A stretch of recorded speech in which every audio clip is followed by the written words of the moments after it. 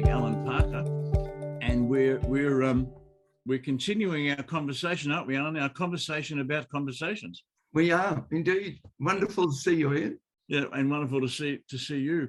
I thought we might begin this second episode of our what, I don't know how many chats we're going to have, but who knows? Who knows?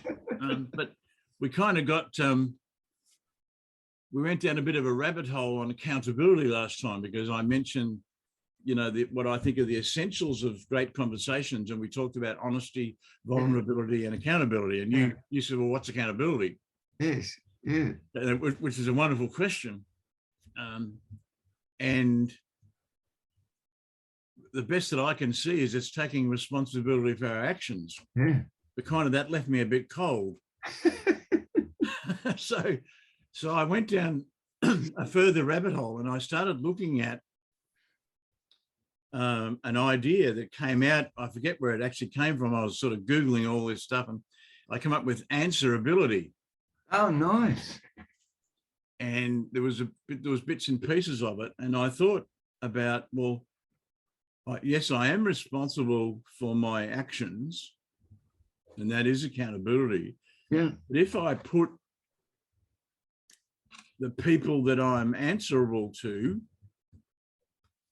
into that equation, and yep. I think first of all I'm answerable to myself. Yep. But I'm then answerable to whole lots of other people. I'm answerable to my neighbours. Mm-hmm. I'm answerable to my wife. Yep. I'm answerable to family, friends, clients, whoever I've got some relationship with. I'm answerable to all those people. Yep. And some of them, Ian, I suspect we don't even know, but expect us to be answerable to. Yes.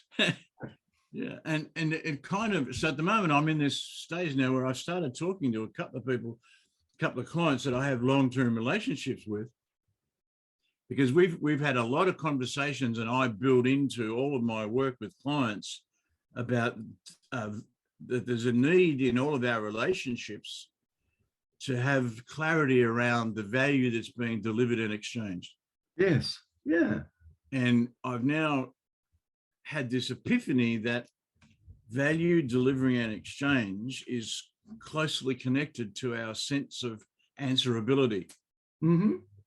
If I really respect and value you as a person, and we're working on something together and we've made a commitment, then it's more than just value, exchange, and delivery. It's more than that. Yeah. Yes. And it's kind of in this space of answerability. Now, it might lead to somewhere else, but that's where I'm at currently with this dilemma about what's accountability. Yeah. I like your term, which I've heard you use before, value, delivery, exchange. You sparked a memory, and this is a story, but I got a late night call from an executive that I work with, very competent, dedicated, good communicator, good leader, good human being in a very high-pressured corporate role. And he'd been talking to me about the fact that he thought he had more potential than the organisation was providing the opportunity for. And after a while, I convinced him to write a business case for the perfect job that he wanted. Right. and Ian, what he wanted didn't exist. And I wanted him to put forward a business case and using another one of your words, a transition plan. Yeah. So it's not here I am, here's where I want to get to. It's here's where I am. Here's how I encourage us to move in a more productive direction. And I think it means getting somewhere like this. Yeah. So it wasn't wedded to the outcome is the ultimate. It was, the outcome was an indication of the desired direction now. Yes. And he put forward the case. Mm. And unfortunately, he mentioned to the person he was putting it forward to that he was preparing it before he put it in. Right. And when he turned up to have the meeting with the person, they offered him another job, Right. which was sort of part of what he wanted, but only part. Yeah. And they offered him a sizable increase. And he said, I want to talk to you about whether I take it or not. And I said, certainly not before you recognise that you've been sideswiped and the conversation went where they wanted you to go and your proposition hasn't been discussed. And isn't that interesting? Because I said to him, what value you bring and what you deliver. Now, I didn't use the word exchange, but the value you bring and the value you deliver could mean that you could be doing a whole lot more impact than you are. yeah. And the conversation needs to be about what's the impact we want to create. And it also, because I see this often as you, because what you're describing is, I call this the great derailment. What's a derailment? You know, bosses have become, a lot of bosses, majority of bosses, have become experts at derailing the conversation. So we're going down this path, and it's a great path. Everyone's clear, and all of a sudden, we say everyone's clear. So it kind of creates two things. You know, what is the purpose of this conversation? Yeah. Yes. And what is the end result? Where are we taking ourselves? Yeah. There needs to be clarity around those two things. Otherwise, it's easy to derail. Yeah. Yeah. And I'm just, I'm staggered at the amount of time this happens. I've had similar conversations with many clients over the years, and then you had the how did it go conversation, and they got derailed. Yeah. Because the boss is self-serving or organizational serving, not serving the employee. Yeah. Yeah. Yeah. Just incredible. I mean, conversations, I think they need a bit of structure in order to have to stop this derailment. I'm just going to share my screen with you because it's a wonderful story that you are sharing. And this bit on the screen here, this is a process that we follow in the We Need to Talk experience. Yes. And although we have an incredible amount of flexibility, so anything is possible, but we have this framework that enables us to not get derailed, if that makes sense. Yeah. Yes. And so I begin each episode with a story, generally, 3 to 5 minutes, a short story like the one you just shared. Yes. And I say to people before I tell the story, and this has become my signature for all presentations that I do. Yes. I'm about accidentally one time in Singapore, I was one of the main speakers, and I think there were 4,000 people in the room, but including the Prime Minister of Singapore and excuse me, most of the cabinet. Yes. And when I was introduced and I arrived on the stage, I felt this, we don't want to really hear you feeling in the room. Everyone was, what do you got for us, sunshine? There was this, there was the previous speaker wasn't very good. And so the energy had dropped, and I just felt this overwhelming, you need to say something to get people's energy back in the right place. And what came out of my mouth was, what I say is important, but nowhere near as important as what you hear yourself say to yourself, and then who you become and what you do next. And immediately the audience, they all leaned in. Can I stop you and ask you to say that exact word, those exact words again?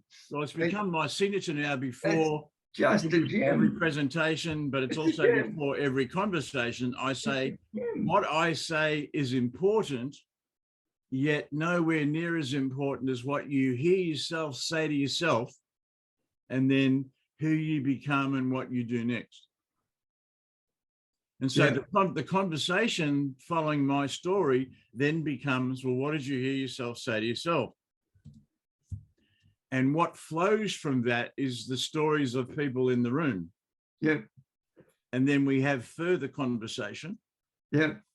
And then we talk about, we call them action decisions. Yeah. So these are the things that I'm going to work on to change who I am, modify who I am, nuance, whatever the decision is. Yep. The shifts I'm going to make. And then in the program, people can get help from me implementing or integrating their decisions. Yeah. Or they can just come back next time and we continue this process. Yeah. So I've found that this structure, with a great deal of flexibility, stops derailment. Yeah, beautiful. And if I may say, listening to you do that entry and do those extraordinarily cleverly sculptured words, I can't help but feel you've actually entered the conversation that was going on in their heads. Because when they're doing this, they're having a conversation about what's already happened and contaminating their experience with you with the past. Yeah. Yeah. Yeah, exactly. So they're in their story and you jumped in there with them. Yes, which I'm sure you do the same thing. Beautiful. I want to, whatever the room, 3,000 people or 3 people, I want to meet people where they are. Yeah. Because I don't believe that the possibility of shifting to somewhere else can't happen unless we meet people where they are. Oh, ditto, ditto, ditto, hallelujah. Yeah. So this has become a process, yet with a high degree of flexibility built in. Yeah. But the main decision behind the methodology was that we need to, wherever possible, avoid derailment. Yeah. But we're also introducing what I think is a central foundation to great conversations, and that is we tell stories and they precede the conversations. But there's a loop going on as and I think it's also the kinds of stories that we tell. And I know you've got a philosophy around people not telling their trauma stories. I think that'd be worth looking at, because I think there are certain kinds of stories we can tell and there are certain stories we shouldn't tell. Yeah. Ian, you've sparked 100 thoughts in my mind. Let's take one. I love the comment of what I'm about to say is important, but what you hear, what you do with it and who you become from it is more important. What a knockout comment. It came from if we go back to your model of story conversation, you've joined their story, but interrupted it with a clever commentary of comparison of, you can either consider I'm important, or you can hear what you want to hear through your resistant storytelling, or we can have a conversation about it rather than get stuck in the unproductive state. I still have this vivid memory of how that large group of people, the majority, leaned in. And I knew that, it came from the universe, that statement. I needed it in that moment, but I was greatly appreciative that the majority of people leaned in.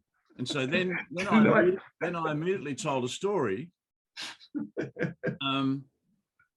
you know, a very short story about my early experience of how I got derailed by well-meaning people.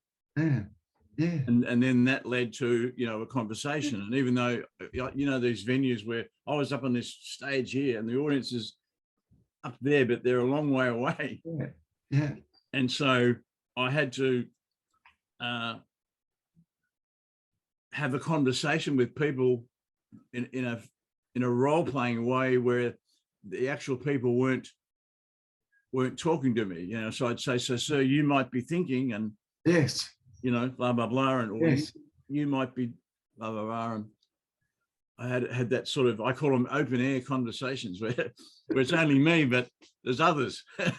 You know what I mean? Because I was too far away, and not the audience weren't accessible.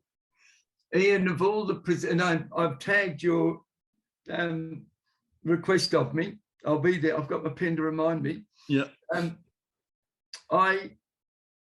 As you and I both do, have experience to a lot of people who are professional presenters and facilitators and trainers. And you just sparked in my mind, and I just got an invitation to speak at a conference at which Amanda Gore is presenting. Ah, the great Amanda. The great Amanda Gore. Yeah. And you and Amanda Gore are people that I refer to as two people who verbalize the audience's thought bubbles. And both of you go, oh, well, I know you're thinking about, or you might be thinking about, and you verbalize what's coming through from the audience. And you can watch some of them go, oh, he's got me. Yes, I know Amanda's a master at this, and I don't know exactly how she does it. In my case, it's based on a lot of research of talking to people who are going to be in the room. So I've already got a sense. So I'm not traveling blind. I already know because I've had conversations prior. I'm sure Amanda does something similar. Yeah. But she's also probably one of the most intuitive people, isn't she, to pick up the energy. Yep. Yep. Or the vibe, you know. She's a master at that. Yeah. And I love the fact that she'll go, now I'm going to talk to you, and I know that you don't want me to come closer, but I am, and you'll be okay with it. Yeah. But yeah, there's something, it works because there's something human about it. This is human being centered. And both of you connect with people at that level that you can do it, and it's confronting, but not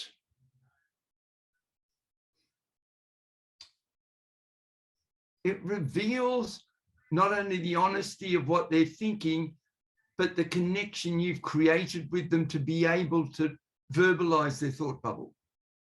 And I've never seen either of you not get it right. Yeah, well, thank you, but it comes from a lot of practice, Yes. a lot of getting it wrong. But I think more than anything, I had some advice from the dear Doug Malouf. Oh my goodness! A long time ago, he gave me lots of advice in my early career as a professional speaker. But two things really stood out, and the first one was, whether you've got 50 or 500 or 5,000, you go to the door and you greet them all. Because when you get out there and you eyeball the people you've eyeballed prior, you've got a friend. Absolutely. And I took that advice seriously, and I've never not done that since. Me too. The other thing he told me was, you have to know the audience better than they know themselves. And I remember saying, well, how do you do that? And he said, well, you've got to have a lot of conversations with people who are going to be in the room, so that you really know them and you can verbalize what's going on for them, not in a way that's, you don't have to name them or anything like that, but you've got to know them better than they know themselves, was his line. And I took those things to heart because Winston Marsh, Doug Malouf, Amanda Gore, those people were, you know, the sort of heroes when I first started. Yes. Lisa McGuinness-Smith those kind of people, and all of whom, and your good self, you know, around that time as well, all of you have got the ability to read the room.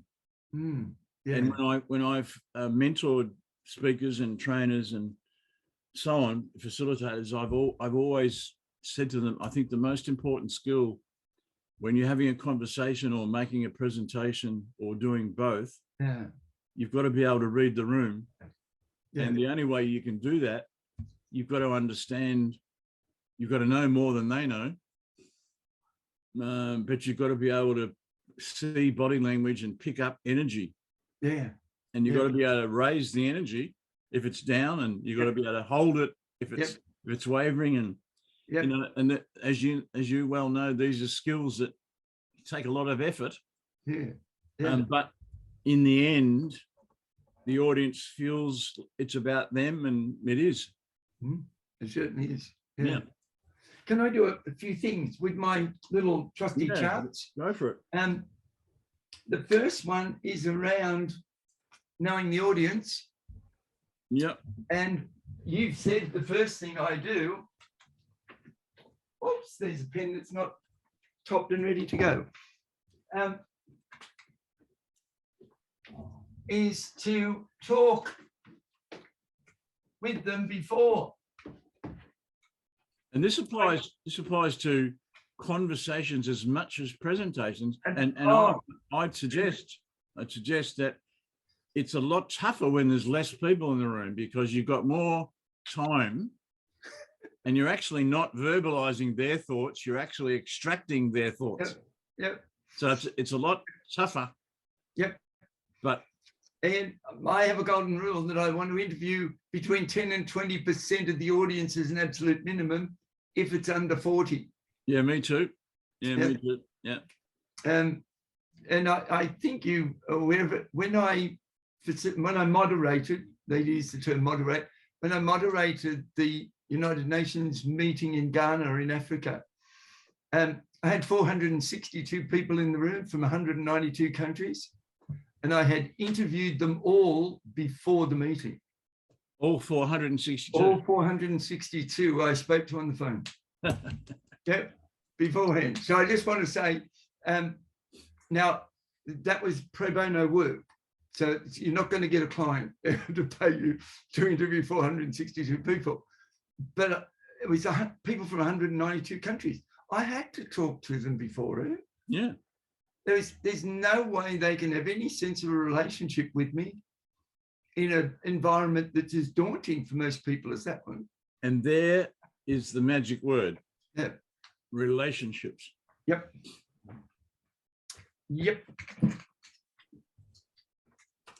Oops.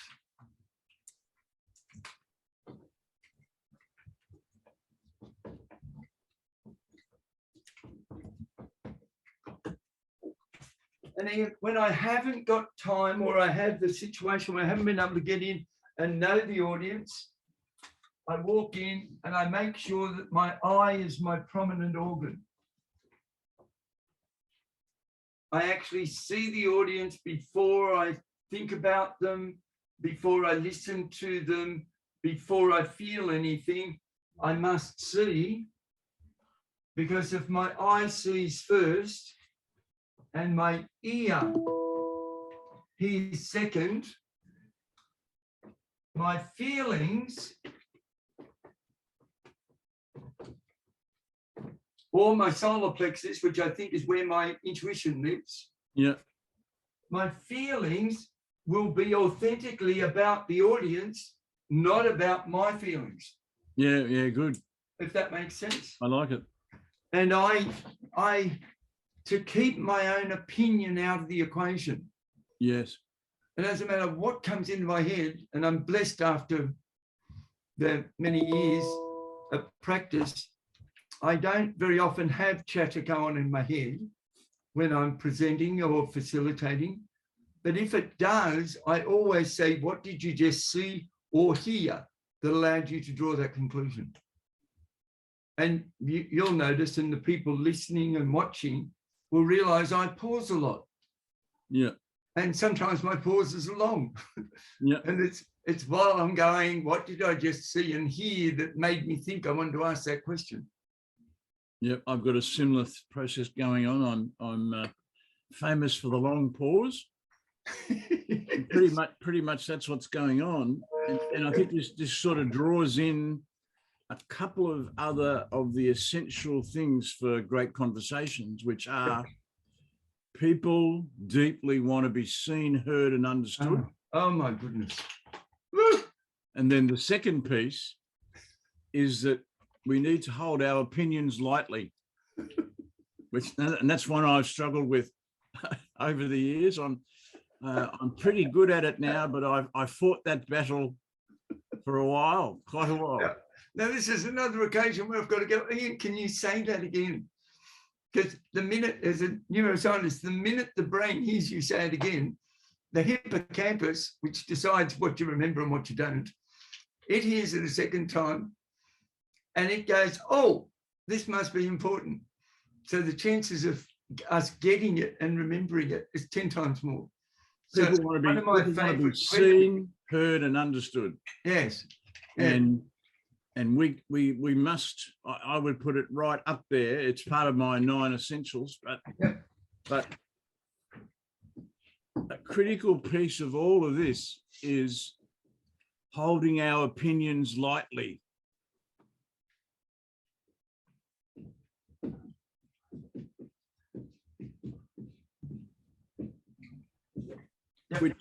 Which includes beliefs and ideologies. Yep.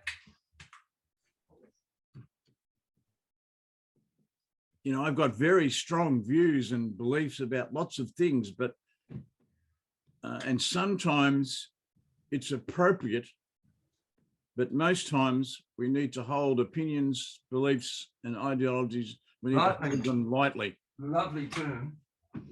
This came about in one of the We Need to Talk episodes where Terry, who you'll meet actually in season 2, as you're a participant, Terry introduced that idea. I forget exactly where it came from, but I think it's a really important piece of the puzzle of great conversations. Yes. We've all got opinions, but in conversation we hold them lightly. Yeah. Now sometimes, if we, actually physically say, well, let's get into a deeper dialogue about this, that's quite okay. But most times it's not okay. Yep. And I think we know, and you talked about the pause before. In all the conversations that I host, one of the other essential ingredients is silence. And sometimes we wait for quite a long time. Yeah. The longest I've waited in a room with people was 11 minutes, Allan. and even I was nervous. But this is what I know. When we respect the people in the room and we're seeing and hearing and understanding the people, and we're holding our opinions lightly and we're sharing the right kind of stories, etc., there comes a time for, epiphanies. Yes. And they're often preceded by silence. And silence. I teach people, let's just wait. When we feel the silence, let's just wait. Yeah. On that particular day, the youngest, most inexperienced person in the room was the first to speak. And what she said changed everything. Yeah. As I say, even I was nervous. I was the facilitator and I was nervous. But I just had this overwhelming feeling in my heart that we had to wait. Yeah. Yeah. And wait, we did. Yeah. And I had a lot of energy management going on because I could feel more experienced people in the room busting to give an opinion and stop the silence. And I just held my resolve. We're going to wait until the right moment. Yeah. And when this young lady spoke, it was a moment I'll remember forever. Yeah. Yeah. Can I pick that up and go back to your request of me to talk about the philosophy of stories and trauma? Wonderful. Yeah. If I may. And I'd like to also add, you mentioned in that silence, there's a group of, more experienced people in the room, and you can feel them wanting to come in. Yeah. And I can't tell you how many times I've just floated my hand up in front of them and just gone, meaning no. And every now and again, I'll just go, they're still processing. Yeah. They're still processing. Don't interrupt. My comment about your request and my comment about, and you made the comment, stories to be told and not to be told. And I'd like to step into being a brain scientist just for 3 or 4 minutes. Yeah. Well, I articulate 5 or 6 different ways that you and I remember things. And I'll just start with a drawing of, call it 4. And the memory system that we tell our stories from is called our episodic memory. Yeah. And our episodic memory remembers very, very accurately and reliably our experience. Yes. And it unfortunately excludes the other persons in many cases. Yeah. And it very rarely talks about everybody or the whole circumstance. So there's quite a lot of omission in it. Yeah. So to your point, having a pause and exploring with conversation and questions and inquiry is important here, because there's stuff missing. And because it's my experience, it's likely to have my emotions in it. Yeah. And the more I'm aware in my body, the less my eyes see. Yeah. So I'm going to miss detail. Yeah. Now, if I get too emotional in it, I actually generalize, distort, exaggerate, and embellish the story. And unfortunately, Ian, I don't tell the story as the narrator. I tell it as the character acting it out. Yeah. Oh, and she said to me, you can't do that. And I said, yes, you can. So instead of narrating, she said I couldn't do it, and I said I could. I actually become both characters and embellish the emotional state and the tension that we had between us. And the episodic memory, the scary bit about it, is it remembers the last installment. Yeah. So the more often I tell it and get into exaggeration and distortion, and I only need you, Ian, to say, oh, look, he did exactly the same to me, and I've got verifying evidence of my story, I'll then catastrophize it. Yeah. Or dramatize it. And what's more, the next time I tell it, I'm going to go and tell Carol the story, and I'm going to tell her my side of the story, and I'm going to say, and Ian's had the same experience as well. Yes. So the bias is going to creep in. Yeah. So if we don't get into episodic quickly,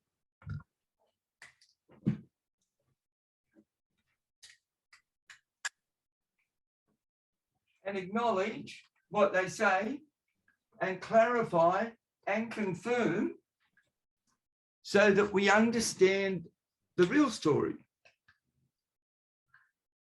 the stories become less accurate as they're told. Yeah. And your model of having a story and a conversation is so important. Yeah. Because if we don't bring acknowledge, clarify, confirm, which is the basic tools of conversation, if we don't bring them in, I never get to the other memory systems. And over here, I've got when and where did it happen? So I've only got to say to you, when was that? Where did it take place? And I move you out of your episodic memory into your time-oriented spatial memory. Mm. And once you're in spatial memory, your visual brain, your visual brain will kick in. And your visual brain is much more accurate than your episodic. Yeah. And once you give me some answers to that question, I then take you down and say, hey, what did they say? So I ask you what the exact words were. And you go into what's called semantic memory. And that's where we go down into deeper understanding. As the more questions I ask, the more I understand, the more we exchange meaning, I can then go, hey, and what did you do? And I take you into action, and then you're in procedural memory. Yeah. Now, you said you like a little bit of structure, I like a lot. As a forensic linguist, I listen to this and I go straight into when and where. And where specifically was that? Mm. And did you say you were in a car or were you walking?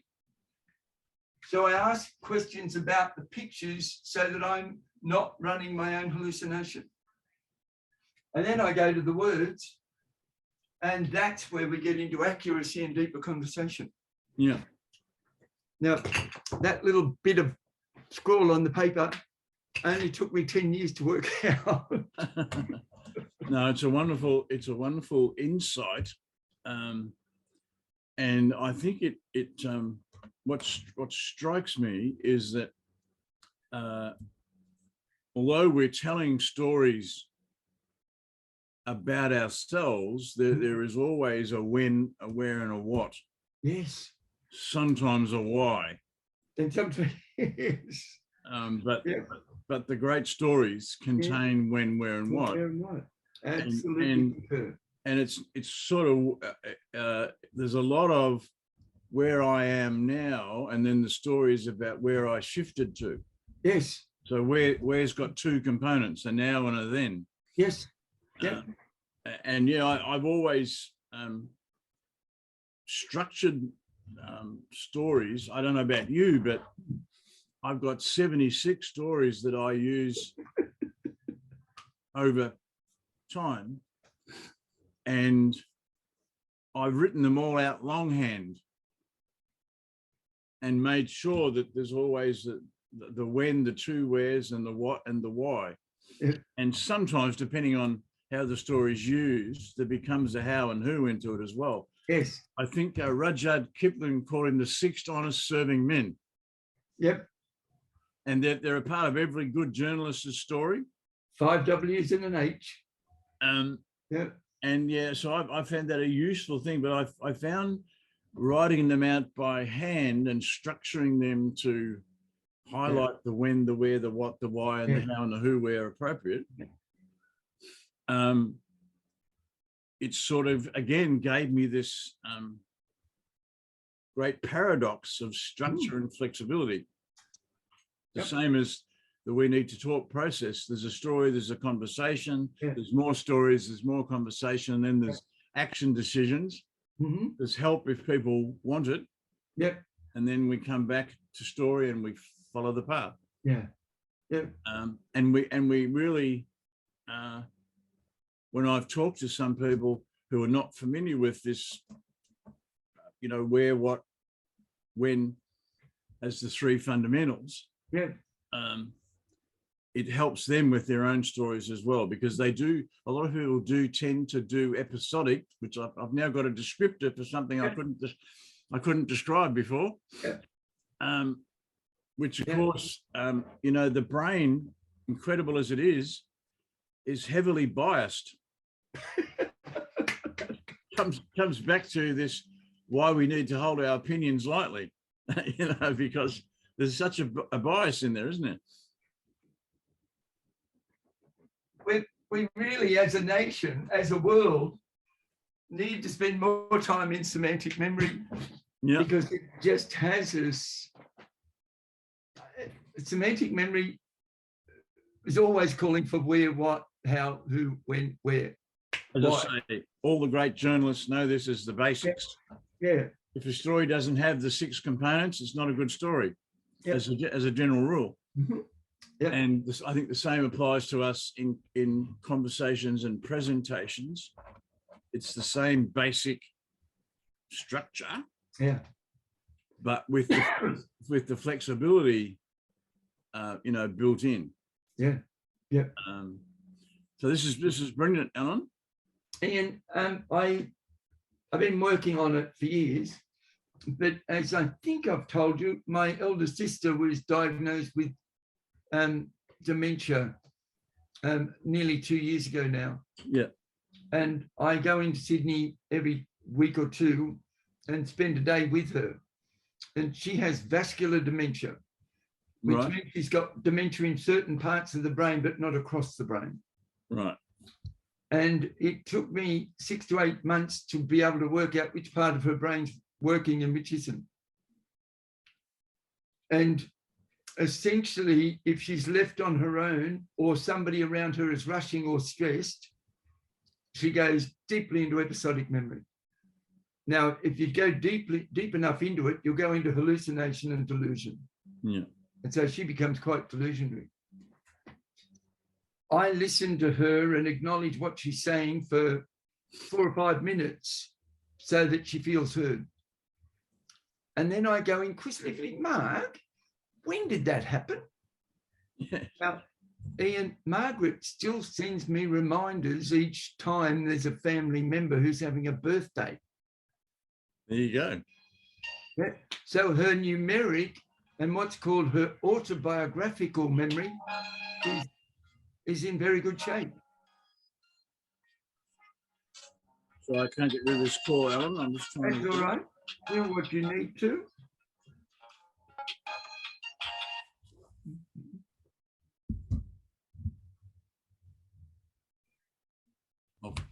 Yeah, couldn't get rid of it. I finally did. That's all right. Thank you.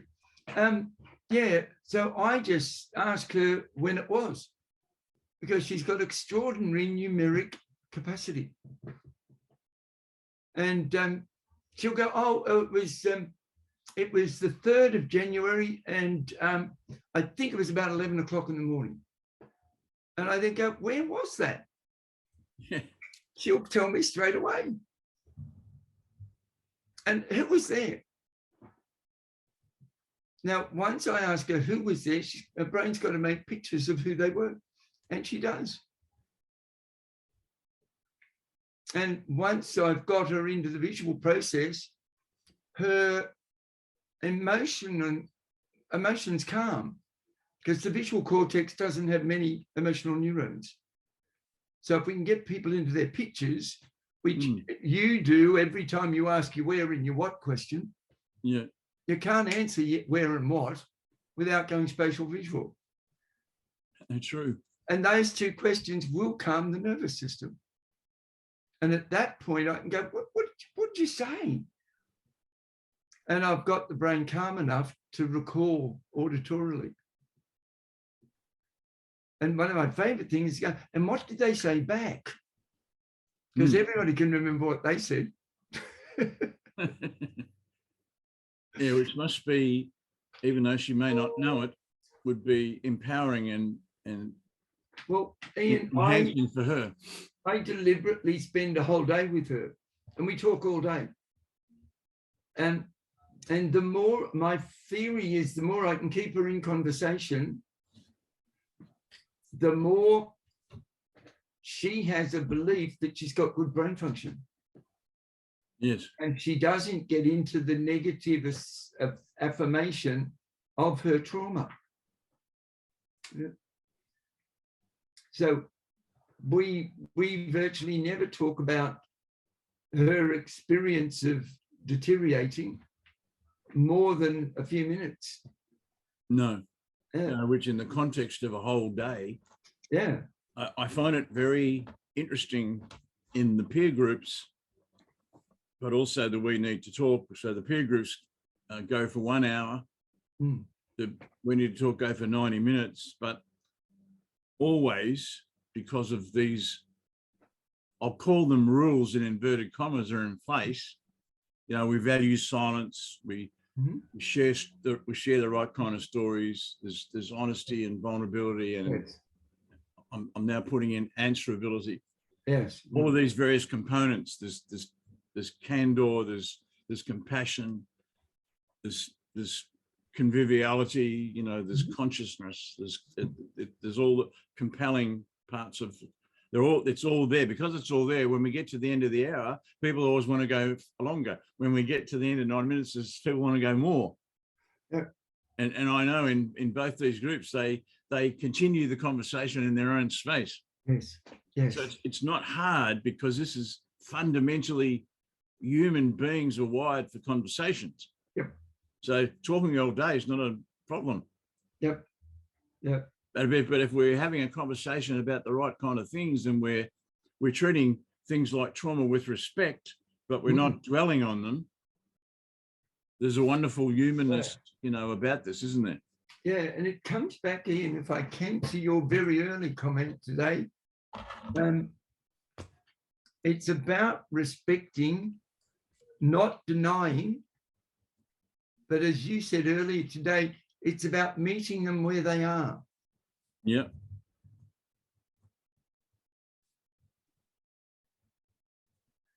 When you think about it, it's so fundamental, so much common sense, meeting people where they are, and yet it gets overlooked. Yeah. Yeah. But it's so fundamental to our humanness. You know, you would know this yourself. When we haven't seen an old friend for a while, and we've got a good relationship, we pick up where we left off, just like that. Like when I was walking through the hotel in Ballarat, and you, Bendigo, Ballarat, In Geelong. And Geelong. And I heard somebody call out my name. And there's just so much. There he was, sporting a beard. And it was Ian Berry. There's so much humanness in what we're talking about, and that's the fundamental thing. I've noticed we've got a new government in Australia, and one of the things that I'm really encouraged by, it appears like the opposition now, the old government, haven't learned anything at all. But I'm inspired by the calmness, the civility, the sense of urgency, but not rushing just for the sake of it. There's lots of what Gerd Leonhard called human being indicators, rather than key performance indicators. He called them key human indicators. And I'm encouraged, if they're able to sustain this calmness and civility, we will go places we've never been. Absolutely concur. Yeah, so I'm encouraged. As you know, I don't have a lot of time or respect for politics, but I am enjoying this movement away from deliberate divide and conquer, command and control bullshit, to calmness, civility, human being centeredness. So long may it continue, because we will be a better country. I wonder if that's our catchline for today. Calmness and civility. Calmness and civility. And civility. Your words. Yeah, they're nice words. And go back to our first session, to conviviality, which is a word I love. Maybe that's our headline for today. Seems absolutely right, and probably a good time to round up for today. Ian, just a joy, I have to say. Absolute joy. Absolute pleasure. We'll see you again very soon, and look forward to seeing everybody else out in virtual land very soon. Indeed. Thanks, Ian. Take good care, and give my love to Carol. And to Michael. Cheers, mate. Bye.